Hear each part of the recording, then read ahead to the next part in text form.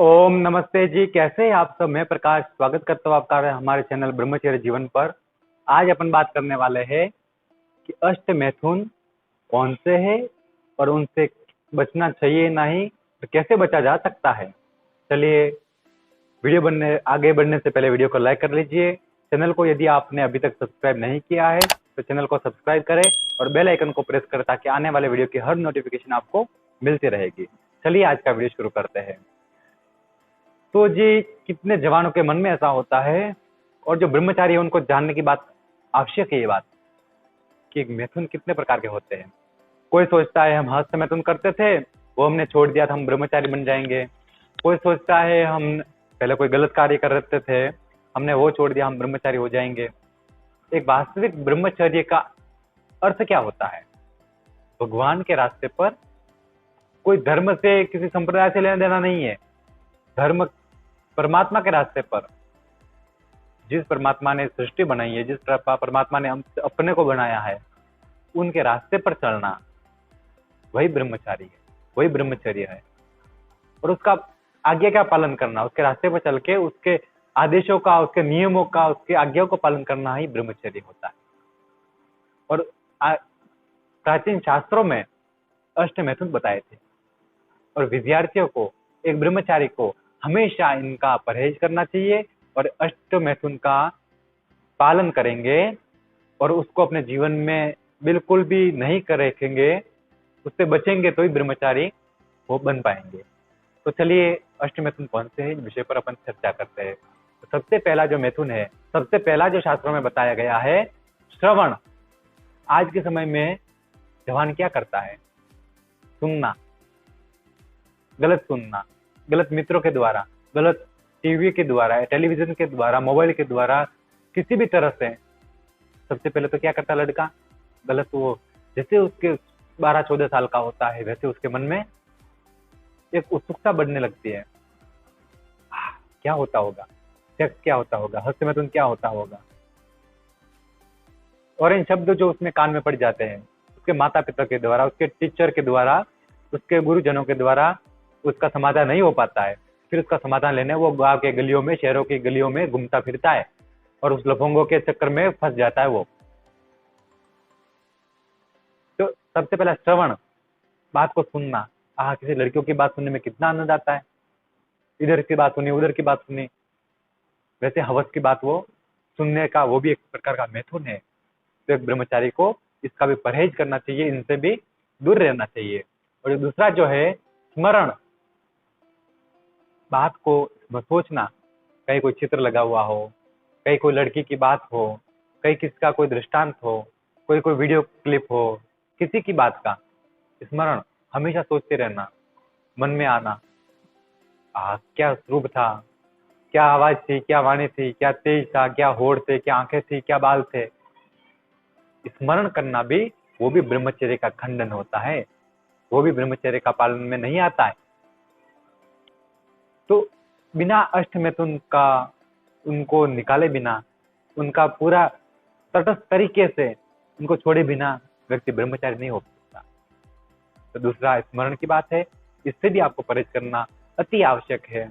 जब तक आप सोचना बंद नहीं करेंगे गलत विचारों को, तब तक आप ब्रह्मचारी नहीं बन पाएंगे और अपने जीवन में ब्रह्मचर्य व्रत का धारण भी नहीं कर पाएंगे। तो आप स्मरण करना भी, गलत आदतों को सोचना भी छोड़ दीजिए बिल्कुल भी। तीसरी बात आती है दर्शन। पहला श्रवण, दूसरा स्मरण। श्रवण, स्मरण, दर्शन। कान का काम, हेड का काम, ब्रेन का काम और आईज का काम। तीसरा काम आता दर्शन का। गलत तो देखना, बार बार देखने का मन करना और फिर देखना, वो भी ब्रह्मचर्य का नाश है, वो भी ब्रह्मचर्य का खंडन है। क्योंकि ये बात स्वाभाविक हो सकती है कि किसी भी वस्तु को देखकर आपके मन में आकर्षित हो जाए, आपको उसके प्रति लगाव हो जाए, मगर उसको बार बार दोहराना ये ब्रह्मचर्य के नाश में एक कारण बन सकता है आपका। किसी भी बात को, किसी भी गलत विचार को और किसी भी गलत किसी रूप को, आज तो अश्लीलता भरी पड़ी है, आज समाज में, टेलीविजन में, आज समाजों में अच्छे अच्छे धार्मिक स्थलों पर भी जगराते जागरण कहा जाता है। अरे देवी माता जी के जागरण, भगवान के जागरण, वो उसके नाम पर क्या किया जाता है? लड़कियों को नचाया जाता है, ठुमके लगाएंगे वहां पे और वो पैसे उड़ाएंगे उनके ऊपर। अरे भाई तुम क्या कर रहे हो? अपने आप को थोड़ा तो समझिए। तुम भगवान का कार्य करना चाहते हो कि इन वासनामय जीवन में जीना चाहते हो? तो जी वो देखने को बहुत कुछ है। टीवी पर देखेंगे गलत गलत एड, हीरोइन अलग अलग छोटे छोटे कपड़े, कितना वो। अब आपको पता है, एक 12-13 साल का लड़का जिसके शरीर के अंदर हार्मोन बनने शुरू हुए हैं, उसके माइंड के ऊपर क्या इफेक्ट पड़ेगा उसका? और आगे चल के वो क्या ब्रह्मचारी बन पाएगा? क्या चरित्रवान बन पाएगा? वो कभी नहीं। तो जी आप लड़के हैं इसलिए मैं आपको कह रहा हूँ, और चाहे आप लड़की है, बहन है, आप बड़ी उम्र के हैं, मगर आप ध्यान रख सकते तो आपको ध्यान रखना है। और आपके छोटे बच्चों को, आपके छोटे छोटे को, उनका ध्यान भी अवश्य रखना है। और शिक्षा जरूर देना ही है बेटा। समाज में अश्लीलता, दुष्चरित्रता भरी पड़ी है, आपको बचना है। आपको कीचड़ में हीरे की तरह, कमल की तरह आपको खिलना है। फिर चौथा आता है, मैथुन आता है भाषण। आज एक दुष्ट व्यक्ति, एक ब्रह्मचर्य का नाश व्यक्ति कब करता है? जब एक जवान उस गलत रास्ते पर, उसके मन में वासनाएं, काम वासनाएं जगने लगती है, तब वैसी बातें करना पसंद करता है। कभी देखना, आज के समय में माँ बाप छोटे छोटे बच्चों को, बेटा तेरे को कैसी लड़की लाई गए, तेरे को कैसी लड़की चाहिए, बेटा पर तू शादी करेगा, कोर्ट मैरिज करेगा, लव मैरिज करेगा, वो करेगा, वाह रे वाह, एक पत्नी रखेगा, 2 बीवी रखेगा, एक शादी करेगा, 2 शादी करेगा। बच्चा अबे बोलने तो दो उसको, अभी बोली भी नहीं आई ना, आप उसको वैसी बातें सिखाएंगे? तो फिर वो बच्चा थोड़ा बड़ा होता है, फिर वो अब सुनते थे समाज में अलग अलग दादा दादी के हाथों से, मामा मामी के, माँ बाप के मुंह से सुनते हैं। तो फिर वो लड़का अलग अलग वो बड़ों सी बातें करने लगता है। हमारा लड़का तो शाना हो गया, कितना समझदार हो गया। मगर आप समझते नहीं हो समझदारी का असर क्या होगा आने वाले समय में। थोड़ा वह संभालिए, और भाषण, गलत वस्तुओं का, गलत चीजों का प्रचार होने से बचिए और अपने आप को बचाइए। आपको गलत बोलने से भी बचना है ब्रह्मचारी को। और ब्रह्मचर्य का पालन करना चाहते हो तो भी आपको गलत नहीं बोलना है और नहीं करना है। चौथा काम था भाषण का। भाषण से आपको, उससे भी हमेशा बचते रहना है।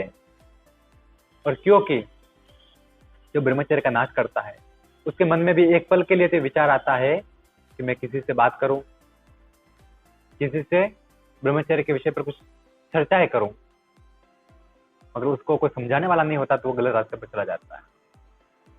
और 5वां इसमें मैथुन आता है गुह्य वार्ता। अंदर की बात, गुप्तांगों की बात, अश्लीलता वाली बात। फिर वो किसी अपना कोई मित्र हो, कोई लड़की हो, उनसे फिर बातें शेयर करने लगता है। अकेले में बात करना पसंद करता है, बस हम और तुम ही बात करेंगे, दूसरा कोई लेना देना नहीं। क्यों भाई? किसी एक व्यक्ति से प्रेम हो जाता है, उससे ही बातें करना पसंद करते हैं, बाकी सबसे चुप्पी, बिल्कुल मौन व्रत, नहीं बोलेंगे किसी से। किसी ने रोक लिया है क्या? तो फिर वो इन आदतों से नहीं बच पाता है शुरुआत के, तो फिर वो 5वां ये भी कर बैठता है।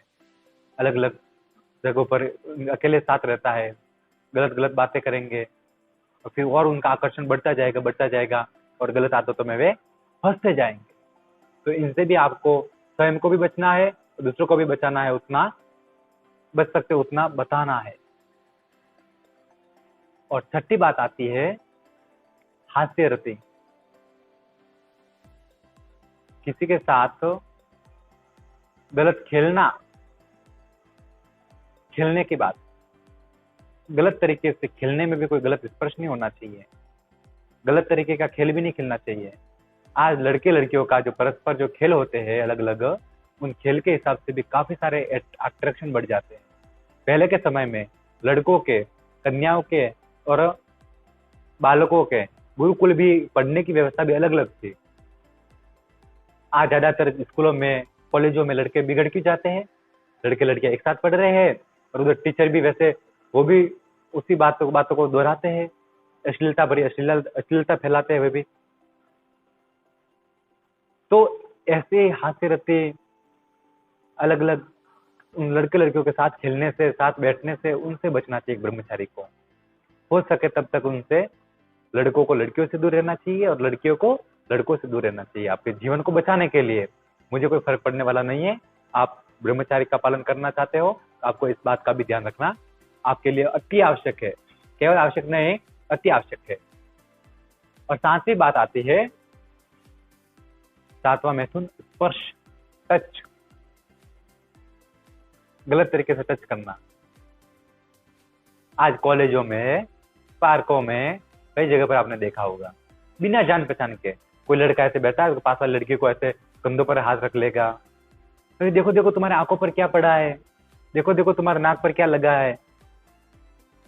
मतलब बहाने ढूंढ लेते हैं एक दूसरे को टच, स्पर्श करने का, और स्पर्श भी गलत गलत जगहों पर भी कर जाते हैं। तो वो भी एक प्रकार का मैथुन है।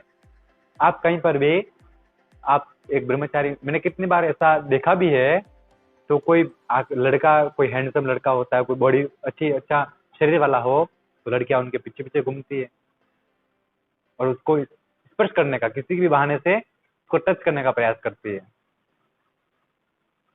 तो आप भी ऐसे कामों से बचिए।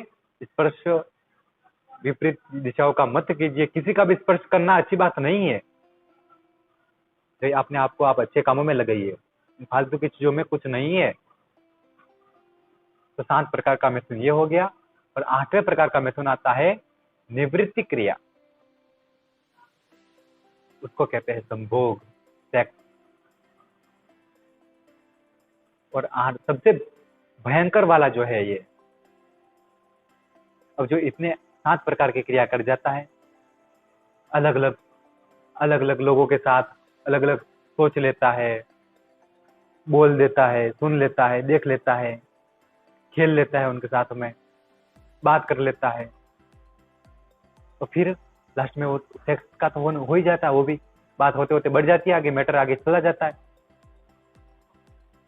तो एक ब्रह्मचारी व्यक्ति को, जो ब्रह्मचर्य का पालन करना भी चाहते हैं, उनके लिए भी इन 8 प्रकार के मैथुन से बचना चाहिए।